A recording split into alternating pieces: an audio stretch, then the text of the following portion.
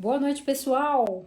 São 19h30 e vamos começar hoje a live, que tem um tema, eu não digo que é diferente da corrida, não. Ele é um tema que está ligado à corrida também.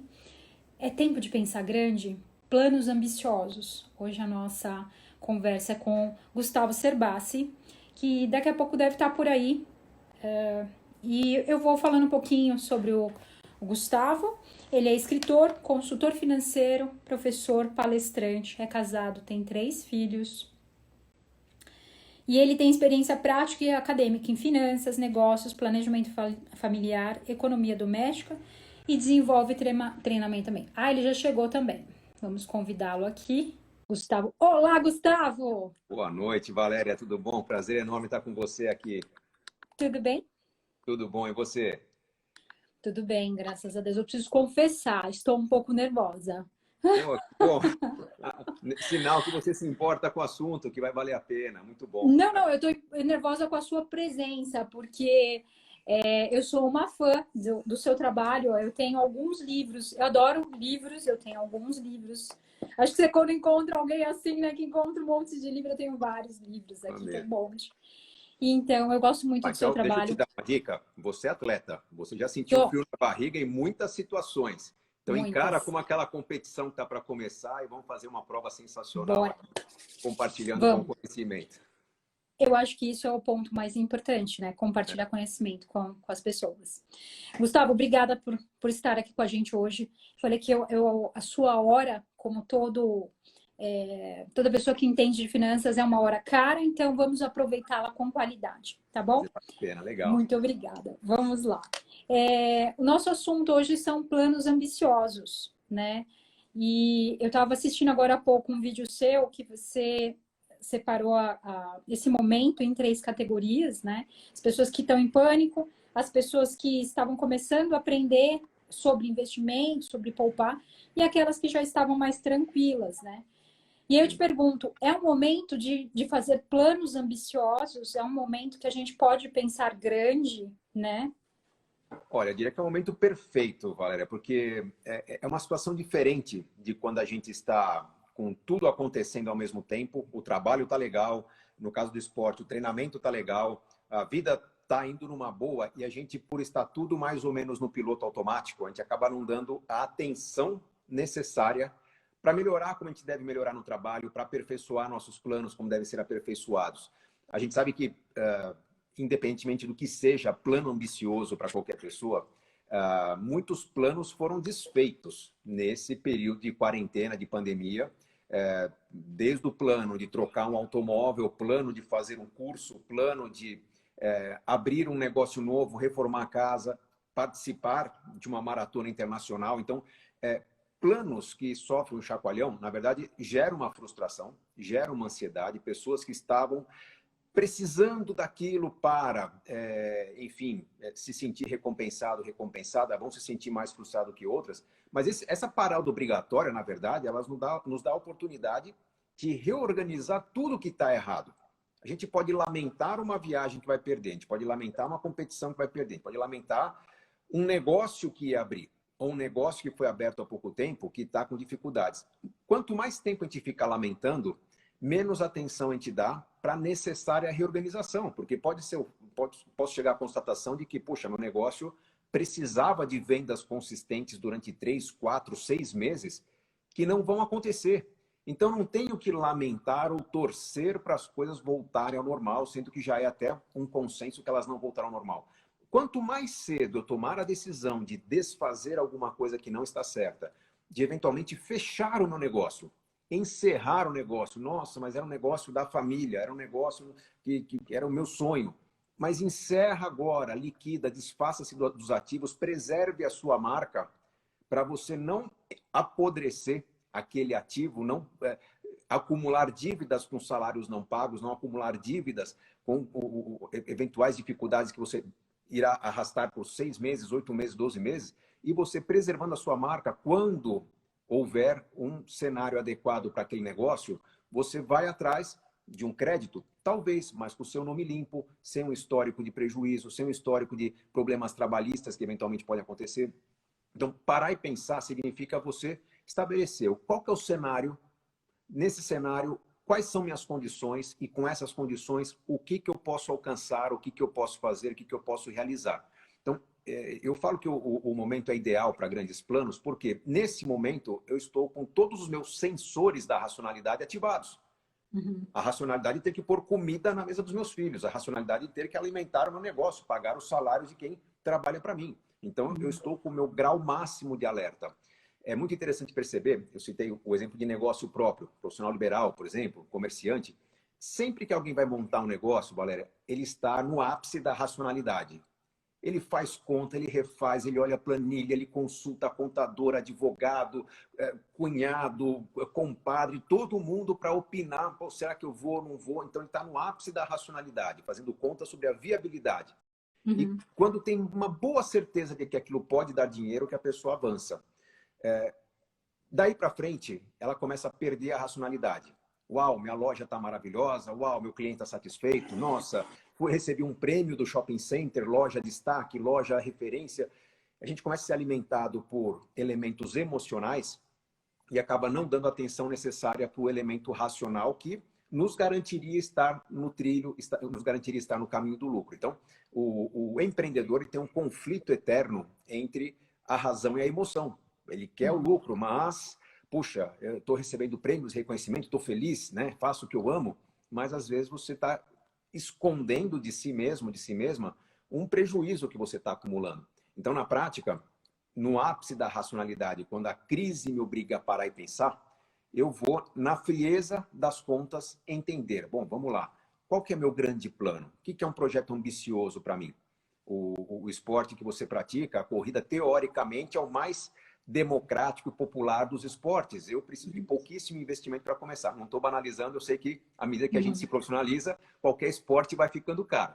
Né? Mas na corrida, o que tem de mais caro no esporte são os grandes eventos. O sonho do corredor é participar de uma competição internacional, uma competição que seja emblemática, acumular os X troféus ou medalhas, né, das grandes provas. Então, puxa, esse sonho ficou muito distante de um brasileiro com um câmbio que beliscou os R$ 6. E aí, inviabilizou? Não. Vamos entender que há outras formas de eu viabilizar esse tipo de projeto, mas sabemos que um grande mercado, um grande nicho afetado pela pandemia é o do turismo, é o das viagens voluntárias, não necessárias. Né? Então, se as coisas serão retomadas em que ritmo? Bom, virão promoções de passagens aéreas, se o dólar cresceu 20%, 30%, as passagens caíram 50% para promoções. Então, tem que começar a entender, não lamentar o que eu perdi, mas, puxa, nessa recuperação, será que negociar com companhias aéreas, com operadoras de viagem, pensar em comprar o fretado, o coletivo, algo específico para uma competição, voos que, puxa, de repente a gente fecha um voo, vai ser diferente, as pessoas não vão sentar lado a lado, vai ter um espaçamento. O que que muda? E eu vou começar a fazer planos para entender quais serão as oportunidades que surgem dessa novidade do mercado. Tem que estudar o cenário. Então, o plano ambicioso começa por estudar, entender o que mudou, entender quais são as variáveis. Se o esporte é democrático a ponto da pessoa que pratica, às vezes, não ter uma renda robusta, nós sabemos, você sabe, talvez até melhor que eu, que as viagens acontecem, é patrocínio, é compra coletiva, é compra antecipada, é compra na bacia das almas, né? Puxa, se eu conseguir fechar ali 10 dias antes, eu vou e pago a inscrição e fecho. Então, existem várias formas de você viabilizar o que aparentemente é inviável. Os planos não acontecem, Valéria, porque as pessoas pensam o seguinte, bom, vou correr em Berlim. Quanto custa correr em Berlim? Você vê o preço da passagem em Berlim, o preço da hospedagem em Berlim, o preço da inscrição da prova. Nossa, mas esse dinheiro eu não consigo juntar nem em um ano. Então a pessoa sonhou, transformou o sonho em pesadelo e vai continuar transformando os sonhos em pesadelo, porque em nenhum momento ela parou, fez as contas, simulou o quanto ela teria que poupar durante um certo tempo, se assustou com essa simulação, né? Porque, uau, não vai acontecer esse ano, não vai acontecer no próximo, mas você tem um caminho ótimo. Com esse caminho agora, você começa a estudar as grandes pedras a serem quebradas. Qual que é o bicho que pega? É a passagem aérea? Então, quais são as formas de viajar não pagando passagem aérea ou pagando muito pouco. E aí você vai debulhar cada um dos obstáculos que aparecem no seu planejamento. Então, quem tem um plano, por mais obscuro, por mais prolongado que seja, essa pessoa tem algo a ser melhorado. E ao se dedicar a ele, a pessoa vai encontrar atalhos, vai encontrar soluções alternativas, às vezes vai desistir de planos. Não, mas peraí, descobri ao pesquisar que tem outro tipo de situação, de projeto a ser concretizado, muito mais interessante, que me alegraria muito mais, mas a pessoa tem algo a ser melhorado. Por isso que eu costumo dizer com frequência que planos não foram feitos para dar certo. Você faz um plano, se der certinho, como você planejou dali a 2 anos, algo deu errado. Puxa, durante 2 anos você não conseguiu melhorar nada do que você planejou naquele momento que você tinha 2 anos a menos de conhecimento do que você tem agora, não conseguiu vitaminar o que parecia difícil ser concretizado, concretizou, mas de forma pouco eficiente, de forma acomodada. Então, na verdade, o hábito de planejar nos transforma em pessoas mais eficientes no hábito de consumir. Nós consumiremos mais gastando menos, mas de forma eficiente. Nós não pagamos nossas coisas só com dinheiro. Eu posso pagar o que eu quero com dinheiro, com pontos e milhas, com permutas, com patrocínio, com uma série de situações que a gente pode lançar a mão com um projeto bem feito, com um argumento bem elaborado, com um canal bem cuidado na internet, como é o seu caso. E com isso, a gente encontra formas de viabilizar o que custaria muito e que seria inviável. Então, essa é a lógica da construção de planos ambiciosos. Eu posso planejar ir para Marte, dar a volta ao mundo, pensar em coisas muito caras, ter um carro super esportivo. Se eu pensar simplesmente em pagar, eu vou pagar o preço da conveniência, o preço da preguiça, da zona de conforto. Se eu me debruçar sobre isso, talvez até realize meu sonho ganhando dinheiro com esse meu sonho. Então, essa lógica é poderosíssima. E tem um ponto importante, eu estou falando para uma atleta, sabendo que atletas têm um ponto a seu favor, que é a disciplina. Se você já tem a disciplina do treino, você vai ter a disciplina, uma disciplina maior para conduzir projetos de médio e longo prazo. Se eu falasse com uma pessoa muito religiosa, por exemplo, a pessoa que tem um alto nível de religiosidade, que vai à igreja, por exemplo, não pela fé, não pelo ser divino que ela acredita, mas por discutir toda semana família, discutir valores, discutir o que é importante, a pessoa tem uma noção mais clara do que a move, do que ela vai mirar para efetivamente concretizar algo que seja importante para ela. Então a pessoa fala, puxa, para mim importante é fazer uma grande viagem, levar minha família junto, que meus filhos aprendam alguma coisa diferente. Ela dá um significado para esse projeto que faz com que esse projeto realmente aconteça por ser abraçado com unhas e dentes. Então, eu diria, você, antes de eu entrar aqui, você estava comentando com seus seguidores que, puxa, o papo de hoje talvez não seja tão distante do que é o esporte. Não é. Não é.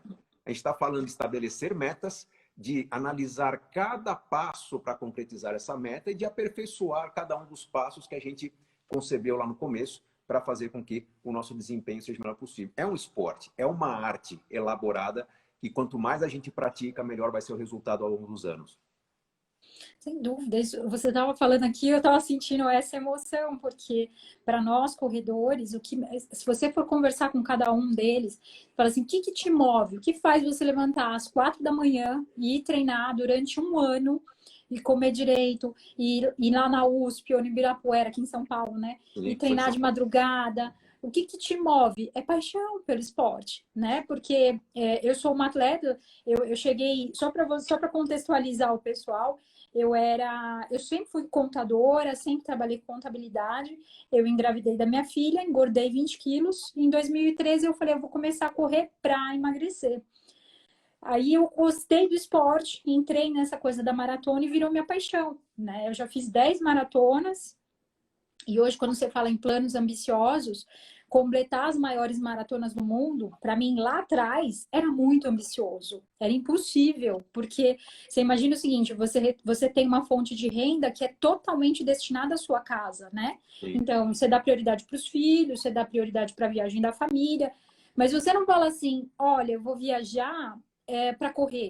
Né? Isso lá atrás, então, quando eu comecei em 2016, que eu fiz Boston, foi a primeira prova que eu fiz fora do Brasil.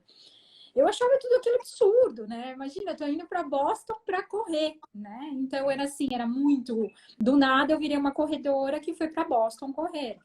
E como você falou, eu tive que criar maneiras para poder financiar o meu sonho, né? Sim. Então, eu comecei a ter apoio de empresas em troca de postagens, né? Então, eu falava do tênis, né? Por isso que eu tenho tanto tênis, é que as pessoas perguntam. Lá atrás, eu comecei a testar os tênis e falava, eu dava a minha opinião real sobre aquele tênis. Eu era atleta da Nike na época, né? Então, eu Sim. fazia as provas com eles. Depois eu entrei no canal e hoje o canal fala sobre tênis, faz review de tênis. E a gente trabalha com isso hoje, né? Então, para mim, virou a segunda fonte de renda. Algo que você fala nos seus livros e é muito engraçado que a gente sabe, Gustavo, a gente sabe, mas tem muito medo. Existe muito medo de você falar, ai, mas será que eu vou dar conta? E nesse trabalho, então, as pessoas, você coloca a sua cara tapa, né? Então, será que as pessoas vão gostar de mim? Será que elas vão. No YouTube, então, né, as pessoas às vezes são super críticas, né? Será que eu vou saber lidar com os comentários? Então, isso tudo gera um medo. E só ultrapassando essa barreira do medo que a gente consegue chegar em algum lugar, né? Então, hoje eu posso falar com orgulho de que hoje é a minha segunda fonte de renda e eu faço o que eu amo aqui.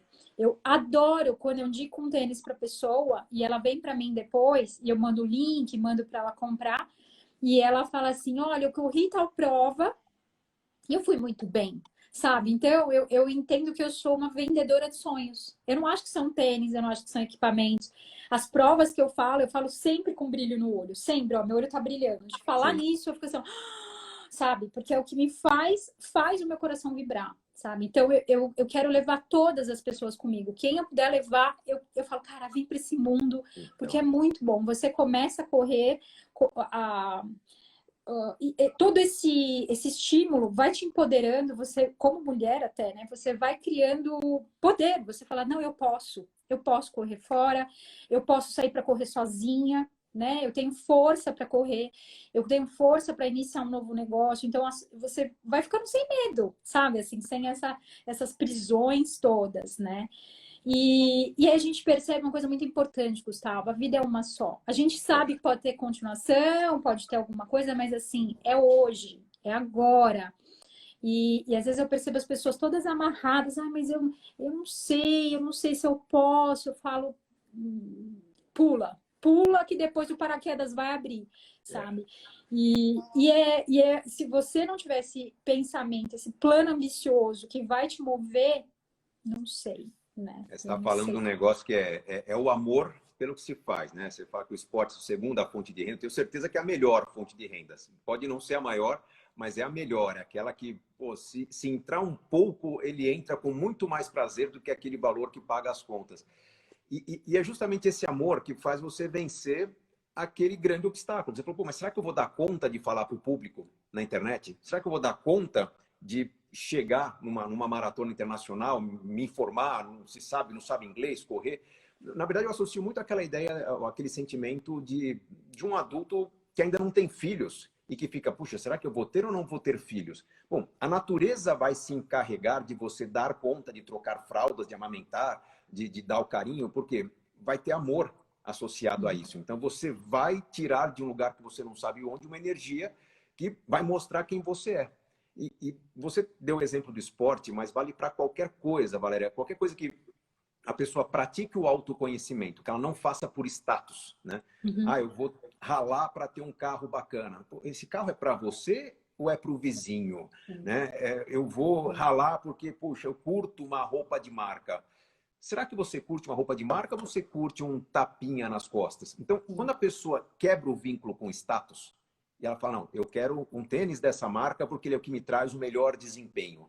Eu quero uma roupa dessa marca porque ela é que me traz o maior conforto. Né? Quando você começa a ouvir sua voz interior, você vai começar a consumir de uma forma mais eficiente. Talvez comprando coisas mais caras, porém mais duráveis, roupas que não vão te dar problema, praticando esporte, por exemplo. E isso tudo tem a ver com autoconhecimento, com você conversar com você mesma, entender, poxa, o que me faz feliz? É o esporte, por exemplo. O esporte tem dois elementos de felicidade que, na verdade, de novo, conecta direitinho com o planejamento de sonhos ambiciosos. Existe a construção que no caso do esporte nós vamos chamar de endorfinas, adrenalina, todos aqueles hormônios que, pô, eu comecei com dores no começo, hoje eu não consigo parar de correr. Então, é a construção que te dá prazer. Mas tem algo que te faz mergulhar na carreira, que é, por exemplo, realizar um grande objetivo. Você correu Boston. Talvez tenha sido a mais difícil de todas as maratonas internacionais, porque dali para frente você ganhou uma energia que você não tinha. Então, quando você atravessa um desafio e você realiza um sonho, aquilo descarrega em você uma vontade de repetir a dose tão grande que você vai correr atrás de mais um. Eu não preciso tornar a pessoa craque em realizações. Quem tem o hábito de viajar com frequência sabe disso. Se você paga antes, volta das férias, com tudo pago, quitado e com aquela realização, você está louca para sair pagando as próximas férias para garantir que elas aconteçam. Então, é a energia. A gente pode dar um nome de motivação, de mindset, mas na verdade é o sentimento de recompensa. Pagar contas não é recompensa. Concretizar um grande objetivo é uma recompensa. E isso te dá uma energia, isso te dá uma força para você vencer desafios cada vez mais complexos. Vai chegar um momento que as pessoas vão falar, mas como é que você faz isso? Qual que é o pulo do gato? Não é o pulo do gato, é um efeito cumulativo, assim como é o esporte.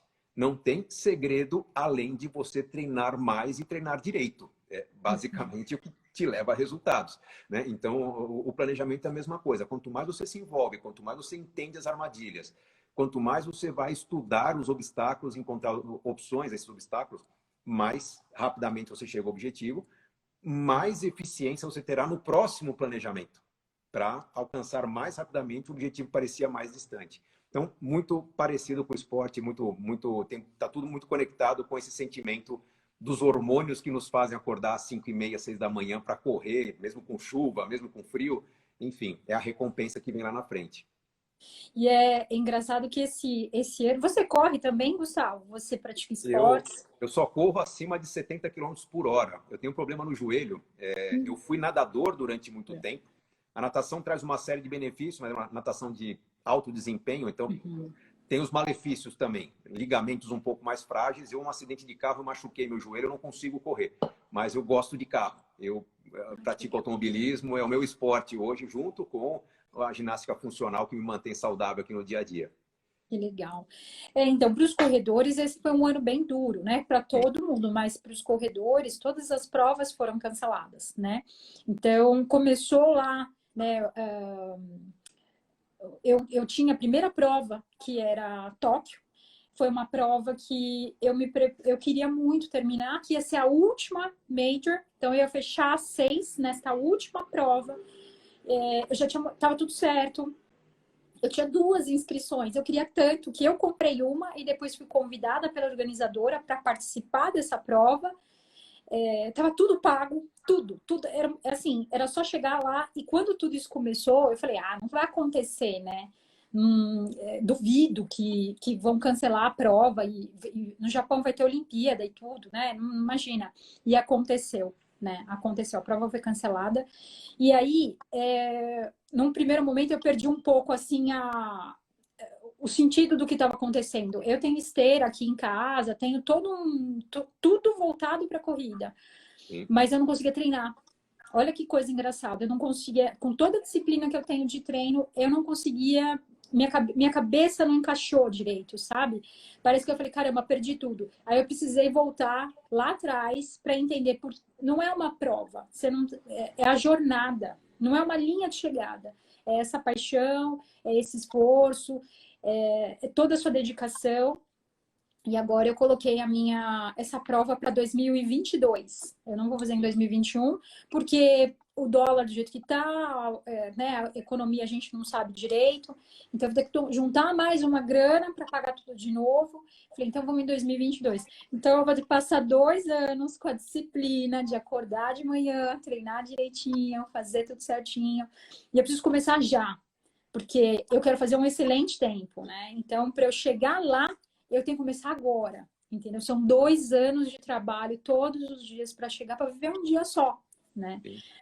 Isso, acho que para a maioria das pessoas isso é uma loucura, mas para mim é minha paixão, né? E eu tenho certeza para a galera que está aqui, os corredores devem falar, cara, eu sinto isso também, sabe? O esporte não é muito explicável. Eu nadava provas rápidas na natação, 50 metros livres, 100 metros costas. E teve um ano que eu fiz uma conta de quanto eu treinava para conseguir baixar meio segundo na prova de 50 livre. Deu mais de 1.200 quilômetros de treino para falar, puxa, Nossa, eu vou baixar. É muito. é muita coisa. Na Pra você natação, então, é uma condição assim de esforço, mas na verdade não é só pelo treino, pela competição. É aquilo que eu falei, o processo em si é muito prazeroso. Você ter a paz, a segurança de estar fazendo algo certo, algo que você tem recompensas adicionais para o corpo, por exemplo, associando ao planejamento, quando você tem grandes sonhos sendo construídos, mais em equilíbrio, você tem, primeiro, a tranquilidade de que, puxa, a turbulência de curto prazo, ela pode te afetar, sim, mas o que te move não é o curto prazo, é aquele sonho sendo construído. Segundo, você tem aí eu vou situações... chorar. Ah, Tô brincando, pode continuar. mas É que eu tem fico situações... emocionada. Mas é emocionante. Eu estava compartilhando hoje, estou numa sequência de lives na hora do almoço com os meus seguidores, e hoje na hora do almoço estava falando que às vezes você tem planos que estavam para acontecer. Eu tinha planos de viajar para a Olimpíada de Tóquio também, até o ano passado, até ficar claro para mim, para minha família, que não seria adequado viajar com filhos, porque a Olimpíada ia começar no fim de julho. E, puxa, viajar numa época cara, né, para um evento tão importante e você conseguir pegar 2, 3 dias da Olimpíada e ter que voltar para as aulas das crianças não seria bom. Então eu desisti da Olimpíada lá atrás e arranjei uma outra viagem cara como Tóquio, eu iria para a Escandinávia, para trazer uma experiência para meus filhos. E de repente a pandemia, a quarentena me obriga a cancelar essa viagem. O que eu tenho? Eu tenho uma reserva financeira que, apesar de eu estar frustrado com um plano não concretizado, eu tenho uma tranquilidade para lidar com o imprevisto, uma tranquilidade para acomodar esse planejamento em um plano mais vitaminado num segundo momento, ou até absorver imprevisto do curto prazo. De repente, meu trabalho não está bem, eu preciso tirar dinheiro de algum lugar, pô, tem um plano que está sendo construído que vai ser consumido agora, e depois eu retomo esse plano num patamar um pouco mais baixo. Então, assim, é a paz que nós temos de estarmos conduzindo nossa vida de uma maneira recompensadora, não de uma maneira autômata, né? Porque as pessoas não percebem o quão frustrante é eu não me dar conta do que é importante para mim. Você tem ouvido, você deve ter amigos que estão brigando, conflitos de relacionamento, as pessoas não se aguentam fechadas no apartamento, puxa, são casadas, teoricamente prometeram se amar pro resto da vida e não podem se olhar no ambiente fechado. Por quê? Porque lá atrás, lá no momento em que havia a paixão, havia um amor no nível máximo, eles faziam o que os apaixonava. Eles viajavam, eles dançavam, saíam para jantar, se presenteavam, se cuidavam e de repente fizeram um grande sacrifício para quê?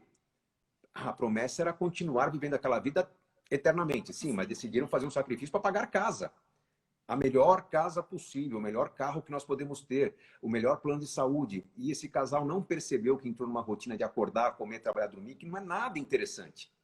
Então, o que te faz feliz? No seu caso, certamente o esporte te faz feliz. No meu caso, viajar, ter experiência com meus filhos me faz feliz. Se eu não soubesse o que me faria feliz, eu seria um maluco do mundo das finanças, só falando de números, números, números, com umas olheiras que iriam até o queixo, transmitindo para as pessoas uma mensagem insana de que os números são mais importantes, ficar rico é fundamental. Até por isso que eu mostro bastante da minha vida pessoal, que eu mostro um pouco do meu estilo de vida. É o que você falou, você tem vontade de levar todas as pessoas com você. Eu queria que todos os meus seguidores estivessem na minha casa comigo, desfrutando de segurança, de proteção, de um isolamento confortável que o planejamento nos permite ter. Então, o amor pelo que nós fazemos da nossa vida faz com que a gente se torne pessoas com uma energia diferente, com uma situação diferente, uma pandemia, que dá mais atenção para as boas notícias do que para as notícias ruins. Ou seja, a gente tem, vamos dizer, a missão de multiplicar para as pessoas que existe um caminho melhor. O caminho não é ficar sofrendo com notícia ruim, lamentando o que se perdeu, lamentando a quarentena. Ou que oportunidade incrível de você abraçar as pessoas que você ama com uma intensidade enorme todos os dias, e você está lamentando, tem alguma coisa errada. Escolhas desproporcionais, equilibradas na sua vida, com certeza.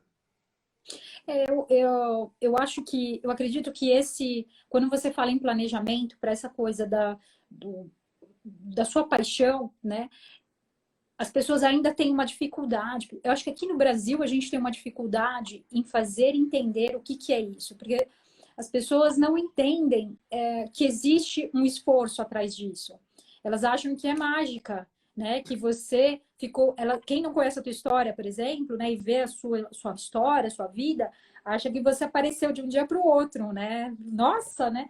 Mas quem sabe que foi muito esforço, como no esporte, como acontece no esporte, né? As pessoas falam, quero ser igual a você, mas não sabe que eu acordo às 5 da manhã, treino na esteira aqui em casa, vou no trabalho, faço, aconteço. Então, existe muito, muito, muito esforço. E é como você falou, é a paixão que vai te fazer correr atrás disso. Se você não descobrir, você vai estar sempre vendendo almoço, como que fala? Tem uma expressão, vende almoço para pagar janta, não é uma coisa Pagar assim? janta, exatamente. Você nunca vai saber, nunca vai ter reserva nenhuma. E tudo que aconteceu, eu há pouco tempo, o dia que eu até conversei e te marquei, eu falei, a história começou assim, eu estava falando sobre um livro que me ensinou muito. Eu passei por um problema muito sério, que meu marido faleceu, e são coisas que ninguém conversa. As pessoas não conversam sobre a morte. É muito louco isso, porque a única certeza que você tem na vida é que você vai morrer. E ninguém fala sobre esse assunto, né? E não se fala sobre inventário, não se fala sobre como vai ficar as finanças do casal, né? Eu tenho acesso à sua conta corrente, tem mães que não trabalham, elas não trabalham, elas cuidam dos filhos e não sabem o que o marido tem de investido, não sabe nada. Aí acontece alguma coisa com ele, ela descobre que ela não tem acesso ao dinheiro porque ela tem filhos menores, né? Então foi alguma coisa que aconteceu comigo. Por sorte, a gente tinha como casal previdência. E a previdência funcionou como um seguro para mim, né? Então eu consegui pegar a previdência para pagar os impostos, né? Para pagar ITCMD, para pagar advogado, para começar a mexer. É o principal E papel da previdência. e o inventário, quando eu falei sobre esse assunto, Gustavo, o que me assustou é que muitas mulheres me escreveram falando, Val, eu tô com o inventário há 4 anos parado. Eu falei, não, 4 anos você tá de brincadeira. Porque o meu tá há um e pouquinho. Então, assim, eu falei assim, gente, olha como é um assunto. A gente não fala de planejamento financeiro, a gente não fala sobre planos ambiciosos, a gente não fala sobre morte, a gente não fala sobre inventário. Ninguém sabe que a hora que acontece alguma coisa, se você tem um imóvel, você vai pagar imposto em cima deste imóvel e tem que ser à vista ali em cash, né? Aí você fala, não, mas eu não posso pegar primeiro para depois pagar. E aí, são anos para você ter acesso a isso. Então, o papo começou aí. A gente começou a conversar sobre isso. E aí eu falei assim, gente, a gente tem que falar sobre isso. A gente tem que falar de planejamento familiar. A gente tem que começar a falar com mais... tirar esse tabu, sabe? E principalmente, Gustavo, é uma coisa que eu estava escutando você falando agora há pouco. Você é conservador, né? Perto desse pessoal que é trader e isso e aquilo, né? Como você fala, que são os influenciadores fast food, né? Que você fala assim, meio... que fazem e acontecem e como se tornar milionário de um dia para o outro, né? Vendem sonhos que não são reais. Isso não é real. É que nem virar para uma pessoa e falar, você vai fazer uma maratona em 1 semana, tá? Não, você não vai conseguir. Até você consegue, só que você vai acabar destruído. Você precisa de 2 anos de preparo, fortalecimento todo dia, dieta, seguir direitinho. E as pessoas não sabem disso. Elas caem nesses contos de facilidade e não conversam com uma coisa, por exemplo, previdência. Que as pessoas falam, nossa, mas você deixa em previdência, foi o que me salvou. Foi o que me salvou. Porque funcionou como se fosse um seguro. Eu mandei a papelada em menos de um mês, estava na minha conta. Não entrou inventário, não paguei imposto, o estadual, né? Paguei imposto de renda, mas, enfim. Aí é outro papo, né? A gente vai falar de contabilidade. Mas é isso, né? Você usou uma palavra. Você usou uma palavra que merece uma reflexão, né? Você disse que eu sou conservador em comparação com outros, teoricamente, especialistas. Meus alunos não me acham conservador, até porque eu tenho que forçar um pouquinho meus alunos a avançarem no mercado de renda variável, em ações, situações difíceis, conversar em casal, é o que você falou, muitas vezes não está discutido aquilo, né? E isso provoca um certo desconforto nos meus alunos. Até a gente usa uma frase bastante recorrente, que é o desconforto Na verdade, a consciência gera o desconforto, mas esse desconforto eu preciso dele para que aconteça a ação. Se não houver o desconforto, a pessoa vai assistir um vídeo, vai falar, nossa, como ele fala bem, como ele é inteligente, que ideia bacana. E se eu não causar o desconforto, a pessoa não para e pensa, né? Eu fico feliz que eu comecei uma turma do meu curso em fevereiro e 15 dias depois começou o grande desconforto da quarentena, da economia parando, e aquilo obrigou todo mundo a segura tudo, vamos conversar, vamos organizar, ou seja, o momento perfeito para o curso acontecer. E é importante entender que as pessoas, quando me procuram, acham que eu vou orientar sobre uma carteira de investimentos. Isso, mas nem de longe é o mais importante no planejamento financeiro. Mas assim, de longe, porque existem outras coisas muito mais importantes. O meu método se divide em 6 etapas. Primeiro, você tem que ter consciência do porquê você erra e consciência do que é importante para você. Então, é uma cara meio de coaching, que eu vou fazer algumas perguntas, eu vou incomodar a pessoa a refletir sobre quem ela foi no passado, quem ela ambicionava ser quando se casou, o que ela espera do futuro. Mas, enfim, com consciência, eu estou preparando a pessoa. É uma parte passiva do curso, é mais assistir aula. Uma segunda parte, eu ensino ela a fazer contas. Olha o impacto dos juros a seu favor, contra você, inflação, escolha de produtos financeiros, tem uns tributados, uns não tributados. Previdência, vão dizer que é um produto ruim. Se você comparar as previdências, vai encontrar previdências muito interessantes em bancos de investimento. Então, eu vou fazer contas e contas para a pessoa ajudar, para a pessoa entender como é que se faz escolhas melhores. Depois eu vou falar sobre estratégia. No meio do curso, eu estou ensinando a pessoa a montar um passo a passo para realizar todos os sonhos que ela tem na vida. Sonhos tangíveis, né? Fazer uma viagem, comprar uma casa, sustentar os pais, filhos, estudar numa boa faculdade americana. Então, ela montou a estratégia, ali eu tenho o grande projeto da pessoa. O resto é ajuste. Vai ter um módulo no meu curso sobre negociação, para a pessoa entender que tudo que ela compra pode ser com dinheiro ou de outras formas, ou seja, o sonho que parecia inviável vai acontecer na vida dela. Depois eu vou falar durante um módulo sobre investimentos. E no final tem um módulo inteiro, 1/6 do curso, para falar de legado, que inclui as situações que você citou. Você já conversou em família sobre testamento, sobre como fica ambos, né? Pode um morrer, pode o outro, pode ambos morrerem, tem filhos, cuidados, documentos, quem vai abrir o envelope, onde está, segurança, de tempos em tempos se atualizar a informação. Então, por 1/6 do meu método inclui esse tipo de planejamento para que fique para quem sobreviver, ou o que é esperado que fique, ou para que você consuma ao longo da sua vida os seus recursos, sem que você passe privação nos últimos anos da sua vida. Então, o planejamento financeiro, ele é muito mais amplo do que os pseudo-especialistas vendem, que é a ideia de que, olha, eu te prometo uma rentabilidade de 3% ao mês, 4, 5, 10. Pouco importa a rentabilidade se eu não sei o que fazer com ela. Eu vou transformar 10 mil em 20 mil, 20 mil em 100 mil, 100 mil em 1 milhão. Vem a crise, o meu milhão vira 0, ou vira 10 mil de novo. Porque não há um plano de aproveitamento e de preservação daquilo. Então, quando você falou que eu sou conservador, eu diria que eu sou experiente, na verdade. São 22 anos discutindo o assunto. Porque muita gente não passou por crises. São jovens que acertaram numa forma de investir, ou numa forma de especular, fizeram uma grande aposta, foram para Las Vegas, jogaram no número da roleta 3, 4 vezes, por acaso ganharam precocemente. E vão tentar ensinar um método, né, que promete uma liberdade que nunca vai acontecer. Na verdade, são pessoas que deram sorte em alguma situação, estão chamando todo mundo para correr, para ver o pôr do sol na beira do abismo, mas não estão avisando que vai precisar de um freio na hora de chegar perto do abismo. Aí muita gente cai lá na frente. Então, o planejamento financeiro, ele não é para dar mais rentabilidade ou para você concretizar mais objetivos ou para ter segurança no caso de perder alguém querido.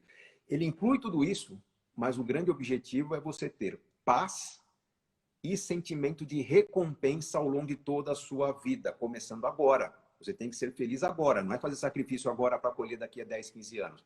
Então, como que a gente maximiza isso? Aí vamos usar os conceitos de engenharia para otimizar o uso do nosso dinheiro ao longo da vida. O segredo é poupar mais? Não. O segredo é você gastar o máximo que você pode com a maior qualidade que você pode. E investir o mínimo que você precisa com a maior eficiência possível, não para ter no futuro aquilo do qual você abre mão hoje, mas para sustentar ou manter no futuro o belo estilo de vida que você está construindo hoje. Então, a gente fala de escolhas no curto prazo e escolhas na construção de longo prazo para você ter uma vida recompensadora. Isso é o planejamento financeiro eficiente, que, de novo, eu acho que tem muito a ver com o esporte bem praticado. Eu não vou jamais sair correndo uma maratona, eu que gosto de automobilismo, eu vou jamais pegar um carro de 700 cavalos para levar para o asfalto. Eu começo no kart, eu vou evoluindo para provas mais complexas, vou para o endurance, né, maior duração, e eu vou respeitando o meu corpo. Eu vou respeitando o limite mental que no automobilismo pode me derrubar. Eu posso ser um ótimo piloto, mas às vezes eu me canso ao longo da prova, eu posso bater numa curva por distração. Então, na corrida, é aquele atleta que está até preparado, mas pela empolgação não fez o alongamento, não se aqueceu antes da prova, vai se machucar na primeira curva, no paralelepípedo. Então, se eu não estou focado no que eu estou fazendo, eu vou me perder, às vezes mesmo estando bem preparado. Então, inteligência financeira significa ter uma atenção no todo, assim como um atleta de alto desempenho dorme bem, se alimenta bem, se calça bem, se prepara bem, se antecipa às suas conquistas. Tem muita similaridade entre o esporte e a construção de riqueza, com certeza, Valéria. Totalmente de acordo, totalmente de acordo. Eu digo que não são 100 metros, é uma maratona, né? É. Às vezes quando a gente sai eu costumo dizer o seguinte, quando você vai correr uma prova longa, você nunca pode começar afobado, né? Você nunca pode começar assim, nossa, tô dominando, vou dar o meu melhor nos primeiros 10 quilômetros, ou nos primeiros... Porque a hora que bater 21, você ainda tá bem. A coisa pega no quilômetro, a maratona são 42 quilômetros, Sim. 195 metros. Quando chega no 36, no 38, que a sua reserva de energia já não tem mais, né? Teu corpo já consumiu tudo que era gordura, tudo que era carboidrato, você não tem mais energia. E aí entra a cabeça. Nesse momento é aqui, ó, que você vai conseguir segurar e falar, não, agora eu vou até o fim, né? E eu acho que é totalmente a mesma coisa. O mesmo acontece com o dinheiro. As pessoas começam muito afobadas, né? Achando que é fácil, que é tranquilo. Ah, mas tá muito tranquilo. Calma. É longo prazo. Você só vai sentir lá no final. E aí você vai lembrar, lá no final, quando você chega e você fala, cara, eu tô firme, arruma a tua postura, toma uma água, toma um suplemento, agora a gente vai conseguir. É a mesma coisa. Você sabe que vai dar certo se você tiver essa consciência, né? Ô, Gustavo, e quando vai começar o seu curso? A gente quer saber, porque eu já quero fazer também. O curso de inteligência Eu tô no financeira... seu curso, eu tô no Telegram, eu tô no seu grupo do Telegram e tô acompanhando as aulas. Mas eu Isso, ele tá... quero, você tem...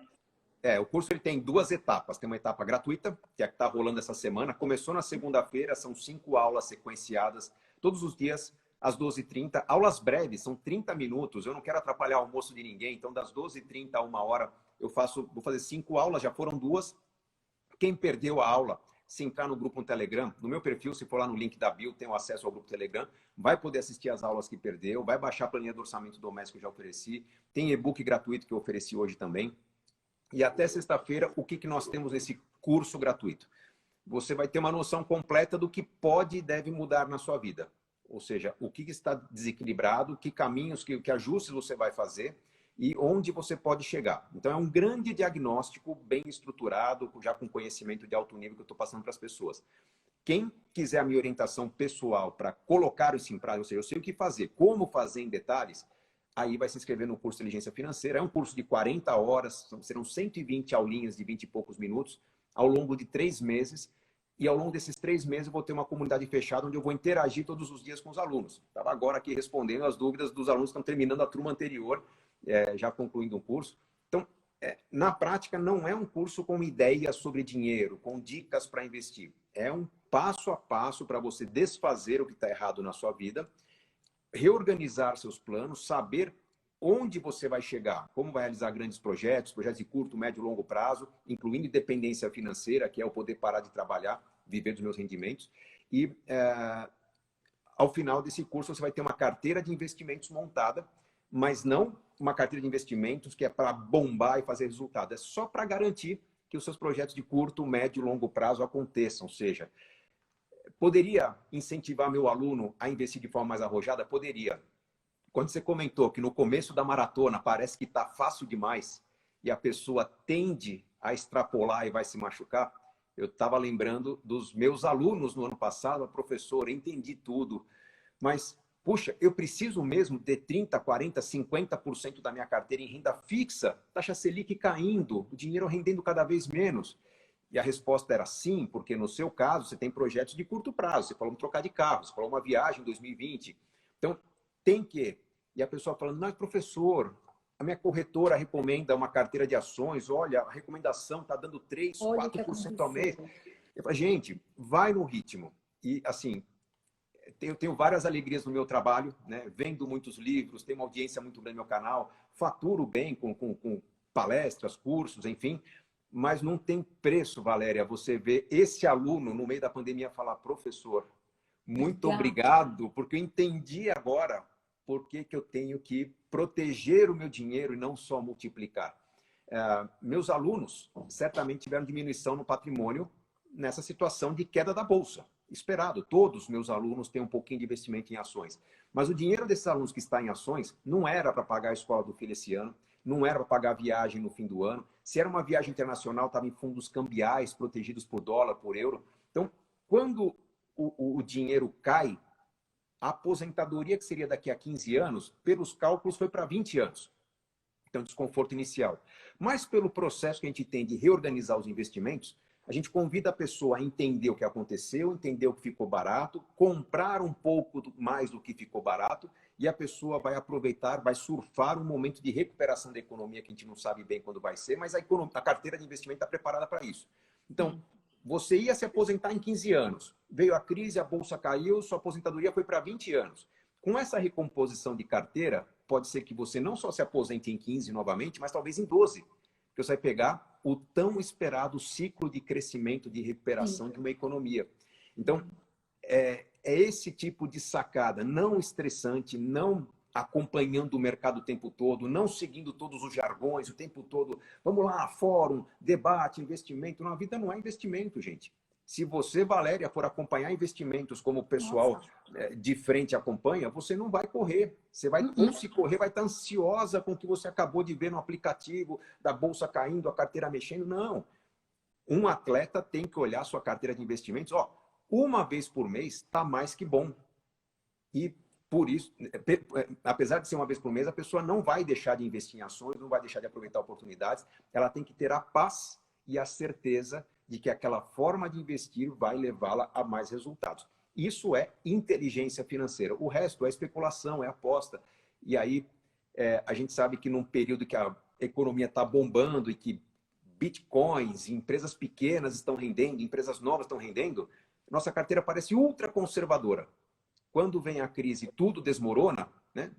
Vou usar o jargão do Alan Greenspan, né? Que foi o presidente do Fed, o Banco Central Americano. Ele dizia que quando a maré baixa, a gente descobre quem está nu, né? Quem está pelado ali.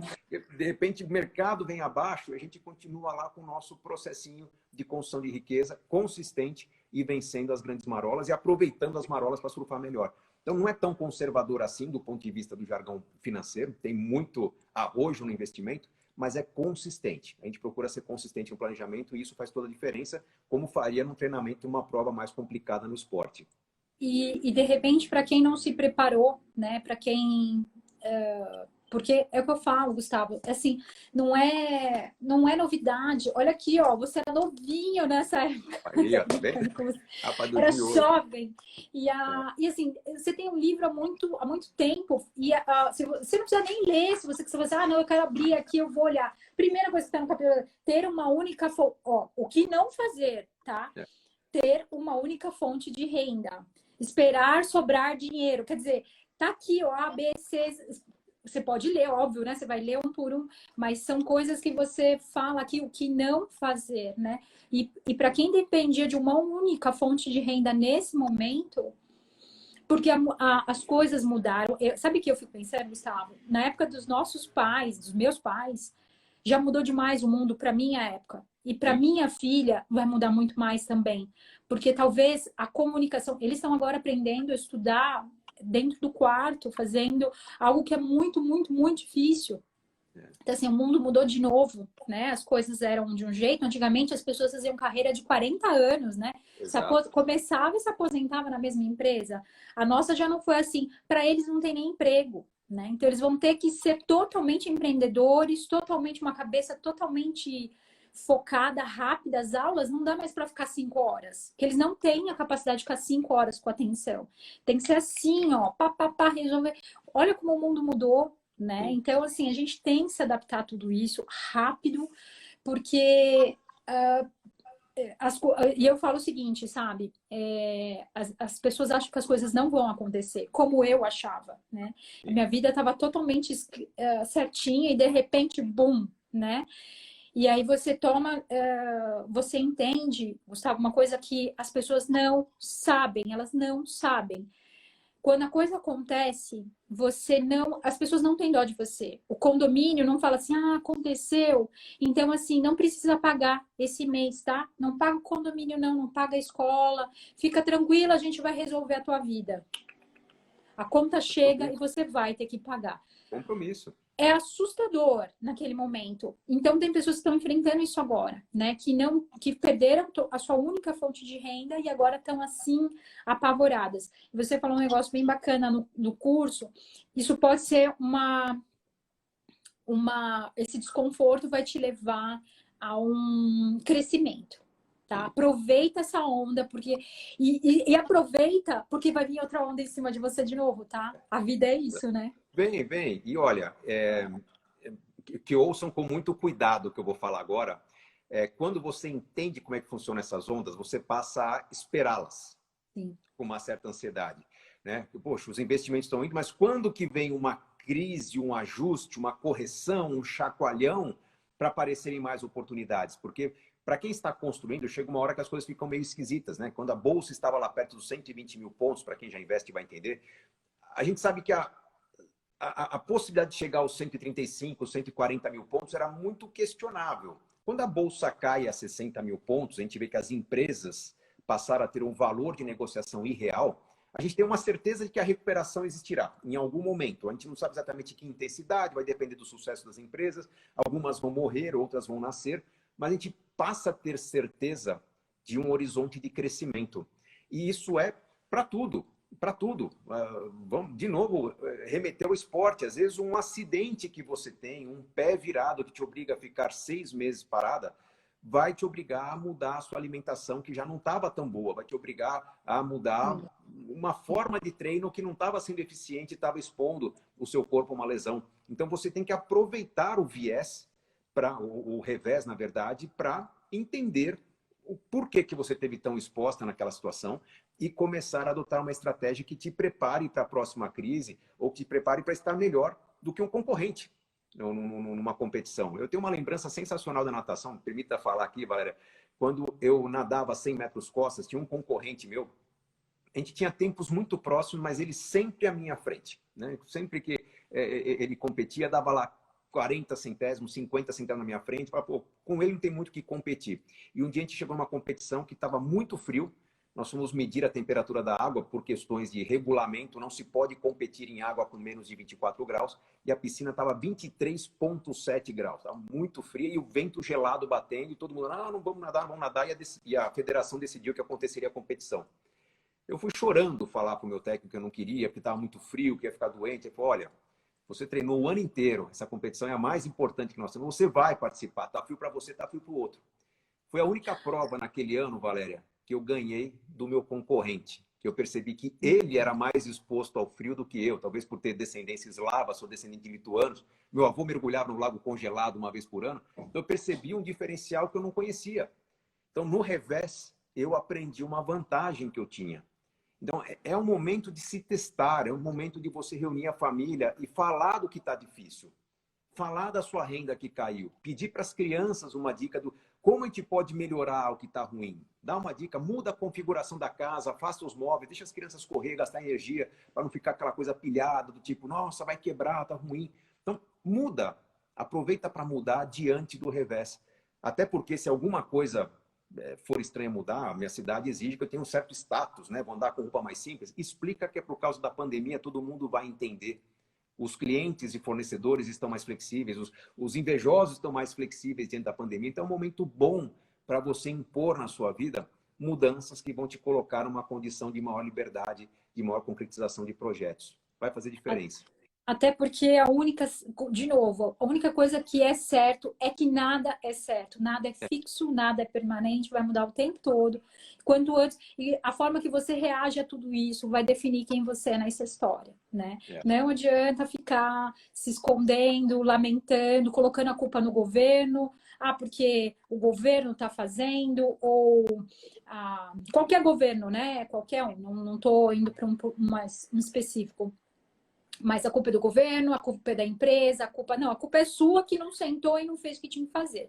Agora é a oportunidade de, se você está vivo, significa que ainda há oportunidade de mudar isso. E como você falou, não tem coisa melhor. Eu estava falando isso hoje. Falei, pessoal, vocês olham os tênis, as medalhas, eu tenho um monte de tênis aqui, vocês olham e falam, ai, que incrível. Sabe o que me dá muito orgulho? Eu tenho uma gaveta aqui que é um olha, tá meio emocionado.